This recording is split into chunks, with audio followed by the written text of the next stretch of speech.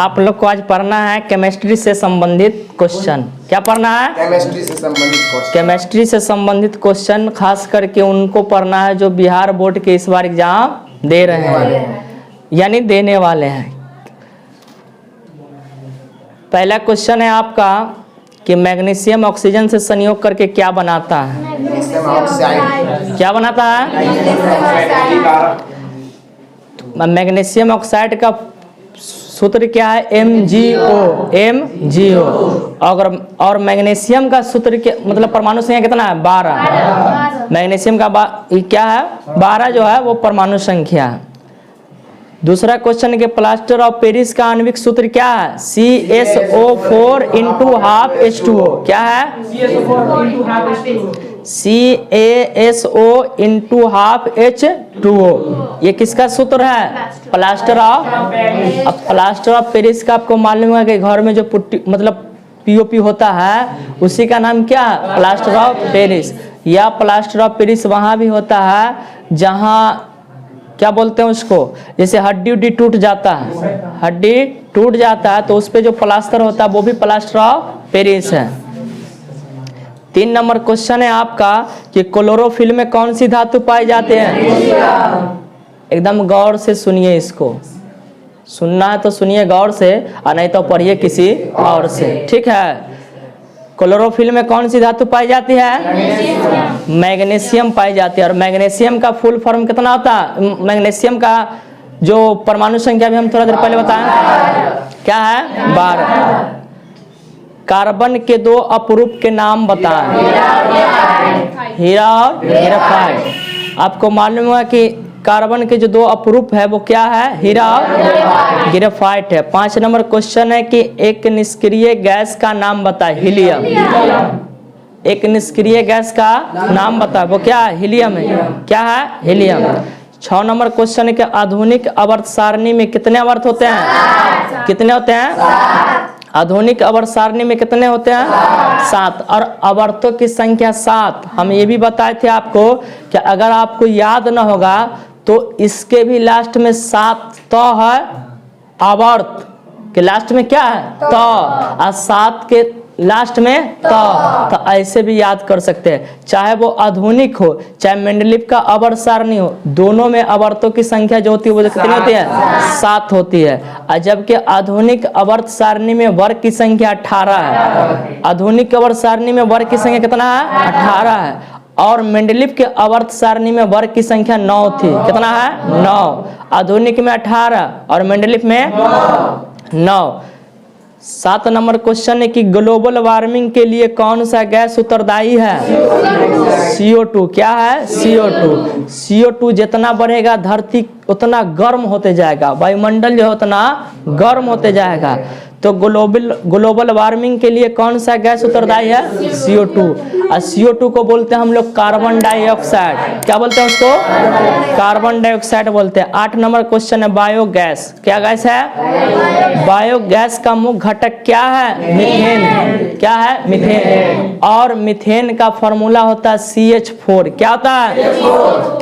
Methane का जो formula है वो क्या है? CH4। 9 नंबर क्वेश्चन है कि विद्युत हीटर में जो तार घुमा घुमा रहता है ना, विद्युत हीटर देखा है? हीटर में जो तार घुमा घुमा रहता है और वो लाल हो जाता है, आग हो जाता है, वो कौन सा धातु होता है? नाइक्रोम होता है। और आपको एक और बात बता दे, एक और क्वेश्चन है कि विद्युत बल्ब लाल वाला LED नहीं, LED नहीं, CFL नहीं, लाल वाला जो बल्ब होता है जो 100 वाट का होता है, 200 वाट का होता है, उसका जो फिलामेंट बना होता है वो कौन धातु का होता है? टंगस्टन का होता है। वो कौन धातु होता है? टंगस्टन। और जबकि हीटर में नाइक्रोम होता है। क्या होता है?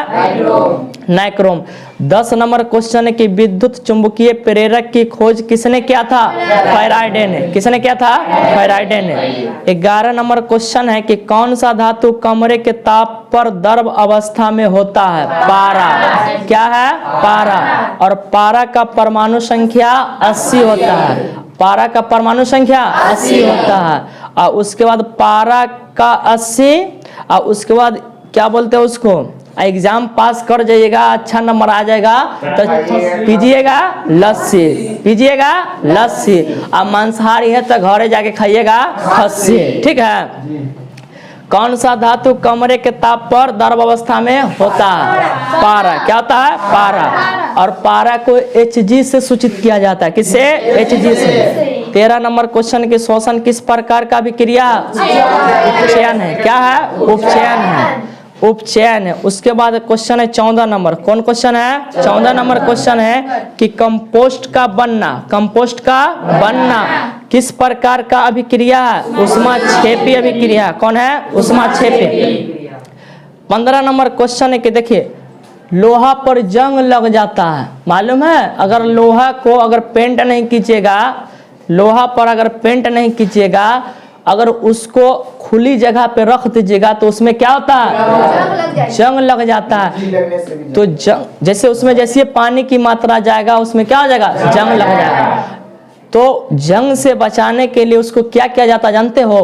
पेंट किया जाता है। क्या किया जाता है? पेंट किया जाता है। और उस पे अगर जस्ता का पेंट हो, किसका? जस्ता का। तो जस्ता का पेंट हो तो समझिए कि वो जंग से बचाव करेगा, बचाएगा उसको, लोहा को जंग से बचाएगा। क्वेश्चन है कि लोहा से, माने लोहा को मिसप्रिंट है यहाँ पे कि लोहा को जो जिंक से, लोहा को जिंक से जो लेपित किया जाता है, जिंक, जिंक मतलब जिंक से जो उसको लेपते हैं, लेपते हैं ना लोहा को, तो लेपते हैं, यहाँ पे मिसप्रिंट है कि लोहा को जो हम लोग जिंक से लेपते हैं वह क्रिया क्या कहलाती है? गैल्वेनीकरण कहलाती है। क्या कहलाती है? अगला क्वेश्चन है 16 नंबर की पेट्रोल का जलना क्या है? दहन। अच्छा, दहन का मतलब जलना, दहन का मतलब जलना। और दहन के लिए 3 शर्त होना जरूरी है तब जलेगा। दहन के लिए 3 शर्त का होना जरूरी। पहला नंबर है कि वो जलने वाला पदार्थ होना चाहिए तब ना जलेगा। अगर मान लीजिए हम पत्थर को जलाएंगे तो जलेगा नहीं। पहला उसका शर्त है दहन का, दहन के लिए कि 3 शर्त है। पहला जलने वाला पदार्थ होना चाहिए, और दूसरा शर्त यह है कि ऑक्सीजन का होना जरूरी है, हवा के बगैर नहीं जलेगा। अगर मान लीजिए कि अगर हवा वहां पे नहीं जाती है तो वो चीज नहीं जलेगा। और एक चीज है कि वो ज्वलन ताप की प्राप्ति। तीसरा नंबर क्या है? ज्वलन ताप की प्राप्ति। तो 16 नंबर है कि पेट्रोल का जलना क्या है? दहन है। 17 नंबर है कि रासायनिक अभिक्रिया में भाग लेने वाले पदार्थ को क्या कहते हैं? अभिकारक कहते हैं। क्या कहते हैं? अभिकारक। नंबर क्वेश्चन है 18 नंबर। अच्छा, आप अम्ल भस्म क्षार तो पढ़े हैं? पढ़े हैं ना? उसी से क्वेश्चन है कि जो नीला लिटमस को लाल करते उसे क्या कहते हैं? अम्ल कहते हैं। जो नीला को लाल करते उसे क्या कहते हैं? उसे लाल का मतलब क्या कहते हैं? अम्ल कहते हैं। अगर आपको याद नहीं होगा तो एकदम आसान छोटा सा हम ट्रिक बता रहे हैं अम्ल और क्षार को पहचानने का। अगर वो ट्रिक अगर आपके दिमाग में घुस जाता है तो समझिए कि कुछ साल तक तो नहीं भूलिएगा। तो 2-4 दिन, 10 दिन, 1 महीना की तो बातें नहीं करते हैं, कुछ साल तक। अब जैसे देखिए, एक होता है लाल को नीला कर देता है और एक नीला को लाल कर देता है। तो जो अम्ल है वो नीला को लाल कर देता है। अम्ल क्या है? नीला को लाल करता है। और जबकि जो क्षार होता है वो क्या होता है? लाल को नीला कर देता है। अम्ल का मतलब होता है तेजाब, तेजाब या एसिड। अब एसिड, अब मान लीजिए कोई आदमी शांति मोमेंट में बैठा हुआ है इत्मीनान सुकून के साथ। अम्ल का मतलब क्या बताएं हम? एसिड। एसिड जानते हो ना, बैटरी वाला जो एसिड होता है उसको कहते हैं। अब कोई आदमी शांति पूर्वक इस कहानी को, इस 2 मिनट की कहानी को, 1 मिनट की कहानी को गौर से सुनेगा, आपका जो है अम्ल और क्षार का टेंशन खत्म हो जाएगा कि कौन लाल करता है कौन नीला करता है। तो इसका है कि कोई आदमी शांति से बैठा हुआ है, कोई आदमी शांति से बैठा हुआ है और हम तेजाब लेकर गए। क्या लेकर गए? तेजाब बोले तो अम्ल, एसिड लेके गए और 2 बूंद लिए और उसके देह पर फेंक दिए। बताइए वो लाल होगा कि काला होगा?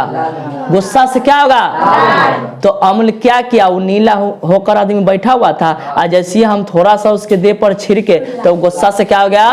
लाल हो गया। तो अम्ल क्या करता है? नीला को लाल करता है। अम्ल क्या करता है? नीला को। तो क्वेश्चन था आपका कि लाल यानी जो नीला लिटमस को लाल कर दे उसे क्या कहते हैं?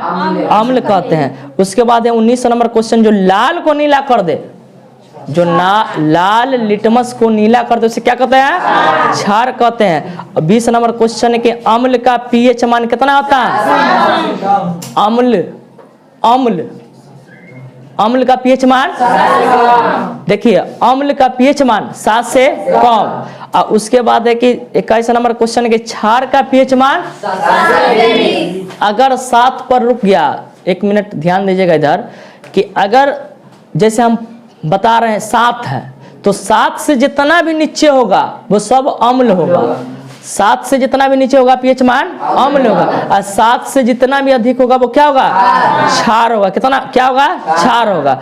उसके बाद है कि जो बीच में रह गया 7 पर, न अम्ल होगा न वह क्षार होगा, वो उदासीन होगा। क्या होगा? उदासीन। बोलेगा कि उदासीन का पीएच मान कितना होता है? 7।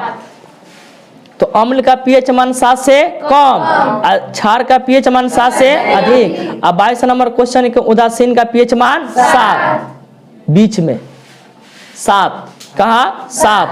अच्छा, हमारे शरीर में पीएच जो होता है वो कितना से कितना के बीच होता है जानते हो? 7 से लेकर 7.8 तक। एक बहुत इंपॉर्टेंट क्वेश्चन है जो हम इसमें नहीं डाले हैं कि हमारे रक्त का पीएच मान कितना होता है?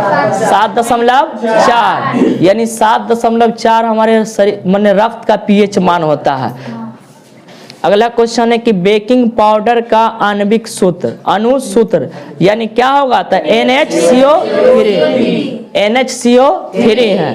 25 नंबर क्वेश्चन है कि दांतों को साफ करने के लिए दांत मंजन, देखिए दांत जो साफ करते हैं हम लोग, वो दांत मंजन जो होता है वो अम्लीय होता है कि क्षारीय होता है? क्षारीय होता है। क्या होता है? क्षारीय। हम लोग को किससे रिलेटिव क्वेश्चन पढ़ना है? केमिस्ट्री से। किससे? केमिस्ट्री से। यानी केमिस्ट्री का VBI ही नहीं बल्कि महा VBI क्वेश्चन है, महा VBI क्वेश्चन है, जो आपको बोर्ड के एग्जाम में 100% लड़ने की गारंटी है। बस एक शर्त है कि आप पूरी वीडियो को देखें और पूरा क्वेश्चन को याद करें। स्क्रिप्ट कीजिएगा, हो सकता है कि वही क्वेश्चन आपके बोर्ड के एग्जाम में पूछते, तो देखना है तो पूरा शुरू से लेके अंत तक। क्वेश्चन है कि पीएच का मान, जो पीएच मान होता है वो कहां से कहां तक होता है? कम होगा तो ज्यादा होगा तो कम होगा तो 0, ज्यादा होगा तो 14 होगा। 27 नंबर क्वेश्चन है कि जिसका स्वाद खट्टा हो उसे अम्ल, खट्टा को अम्ल। जैसे कोई भी चीज हम खा रहे हैं ना, नींबू खाते हो मीठा मीठा लगता है, खट्टा खट्टा लगता है, तो इसका मतलब कि इसका स्वाद कैसा है? खट्टा। तो ये क्या होगा? अम्लीय होगा। और जिसका स्वाद कड़वा हो, 28 नंबर क्वेश्चन है कि जिसका स्वाद कड़वा हो उसे क्या कहते हैं? क्षार। साबुन खाया है कभी? तो साबुन जो होता है वो क्षारीय होता है। तनका सा नहीं खाएगा और तनका सा, उसका जो स्वाद होता है, खाने की बात नहीं है, जो स्वाद होता है उसका वो कड़वा होता है। 29 नंबर क्वेश्चन है कि शुद्ध जल का पीएच मान कितना होता है? 7 होता है, पूरे 7। चलिए उसके बाद है 30 नंबर क्वेश्चन कि दूध में कौन सा अम्ल पाया जाता है? लैक्टिक अम्ल। और एक क्वेश्चन और है इसी से रिलेटिव कि दूध की शुद्धता, दूध 1 नंबर है कि 2 नंबर है, पानी मिला हुआ है कि नहीं मिला हुआ, इसको मापने वाली जो मीटर होती है उसको बोलते हैं लैक्टोमीटर। क्या बोलते हैं भैया? लैक्टोमीटर बोलते हैं। क्या बोलते हैं? लैक्टोमीटर। 31 नंबर है कि टमाटर में कौन सा अम्ल पाया जाता है? ऑक्जेलिक अम्ल पाया जाता है। चींटी देखा है? चींटी काट लेता तो मजा आता है? जी सर। अरे चींटी जो चलता है जमीन में काला काला, तो काटेगा तो मजा आएगा। अगर मजा आ रहा है तो 10-15 को चींटी से कटवा के देखो, तब ना समझ में आएगा कि मजा आ रहा है कि सजा रहा है। बात समझ रहे हैं? तो चींटी के डंक और बिच्छू के डंक में दोनों क्वेश्चन है। चींटी के डंक और बिच्छू के डंक में, किसमें? चींटी देखा ना जी? तो चींटी के डंक में और बिच्छू के डंक में जो अम्ल पाया जाता है वो होता है फॉर्मिक अम्ल। क्या नाम है उसका? चींटी के डंक में और मतलब बिच्छू के डंक में क्या पाया जाता है? फॉर्मिक, यानी फॉर्मिक अम्ल। 33 नंबर क्वेश्चन कि हमारे पेट में कौन सा अम्ल उत्पन्न होता है? हाइड्रोक्लोरिक अम्ल। क्या है? हाइड्रो, और इसका रासायनिक सूत्र होता है HCl, HCl यानी हाइड्रोक्लोरिक अम्ल। 34 नंबर क्वेश्चन है सिरका में कौन सा अम्ल पाया जाता है? एसिटिक अम्ल। सिरका में कौन सा अम्ल पाया जाता है? एसिटिक अम्ल। 36 नंबर क्वेश्चन है कौन सा गैस चूने के पानी को दूधिया कर देता है? Carbon dioxide. कौन सा गैस? अम्ल वर्षा का पीएच मान कहां से कहां तक होता है? कम, 5.6 से यानी 5.6 से कम होता है। किसका पीएच मान? अम्ल वर्षा का। अम्ल वर्षा का पीएच मान कितना होता है? 5.6 से कम। 38 नंबर क्वेश्चन के हाइड्रोजन युक्त यानी जितना भी जिसमें हाइड्रोजन पाया जाएगा वो सभी यौगिक क्या होते हैं? अम्लीय होते हैं। क्या होते हैं? अम्लीय। अब बताइए, ये तो एकदम लॉलीपॉप क्वेश्चन है कि 39 में कि कार्बन क्या है?